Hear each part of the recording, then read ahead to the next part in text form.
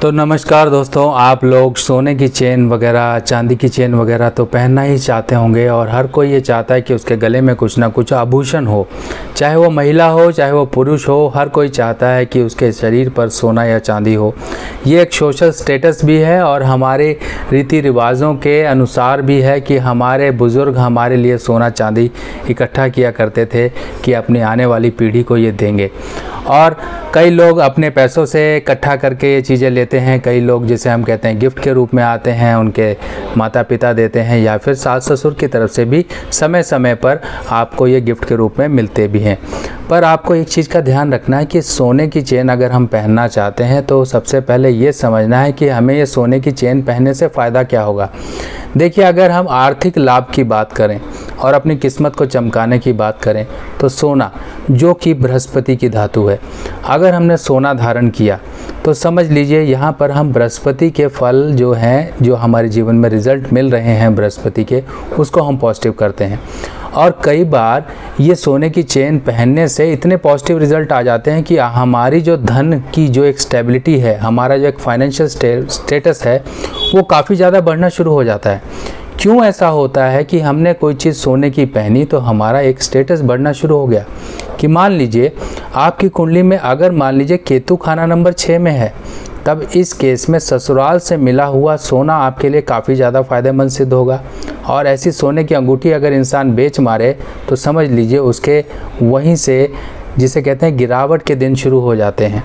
तो कभी भी इस चीज़ का ध्यान रखिएगा कि सोना, चाहे वो गिफ्ट में मिला हो, चाहे आपके रिश्तेदारी में किसी तरीके से आप तक पहुंचा हो, उस सोने को कभी ना बेचें। जब भी कुंडली में बृहस्पति खाना नंबर 8 का होता है तब ये कहा जाता है कि धरोहर या विरासत में मिला हुआ सोना आप संभाल के रखिए, उसको मत बेचिए, उसको मत आप कहीं ज्वेलर के पास ले जाइए कि हाँ जी इसको रख लीजिए, हमें नया सोना दे दीजिए। ऐसी गलती करने से आप अपने बृहस्पति को ख़राब कर लेते हैं।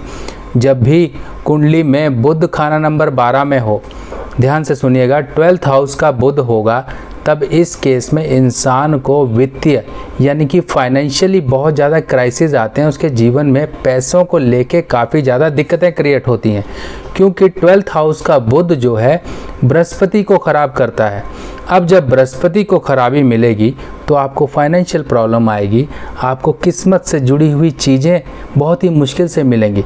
यानी कि आप हर जगह कोशिश कर रहे हो, मेहनत कर रहे हो, आपको चीज़ें नहीं प्राप्त हो रही हैं और आपके कंपैरिजन कोई ऐसा व्यक्ति है ज़रा सी मेहनत करके वो चीज़ें हासिल कर लेता है। जैसे कि अगर किसी को गवर्नमेंट जॉब की तैयारी करते हुए देखो, आप दो दोस्त हो और आपके दोस्त की नौकरी लग गई और आप वहीं पर ही अटके हुए, साथ में ही पढ़े, साथ में ही खेले, साथ में ही मेंटालिटी है, सब कुछ साथ में आपने किया, पर उसकी नौकरी लग गई और आज तक आप तैयारी ही कर रहे हो।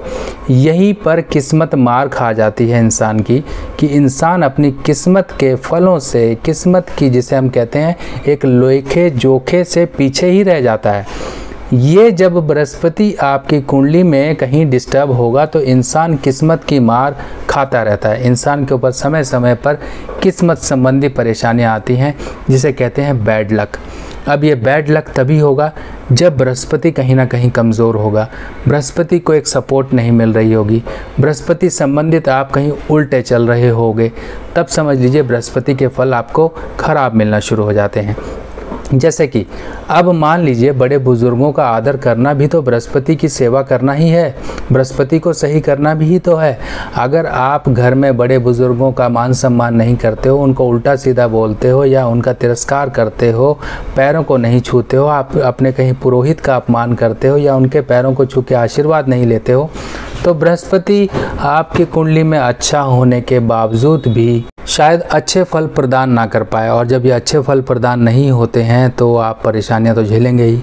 तो बृहस्पति को मजबूत करने के लिए और अपनी किस्मत को चमकाने के लिए हमें गले में सोने की चेन पहननी है। अब कुछ कंडीशंस ऐसी हैं जिस कंडीशन में अगर आपने सोने की चेन पहन ली तो समझ लीजिए आपको बहुत अच्छे फल प्रदान होने शुरू हो जाते हैं। बहुत अच्छे फल, जैसे कि आपको नौकरी लग सकती है, आपके कोई अच्छे टेंडर मिल सकते हैं, आपको बिजनेस में कोई अच्छे फ़ायदे हो सकते हैं, आपके जीवन में एक पॉजिटिव चीज़ों का आना दर बाय दर शुरू हो जाता है।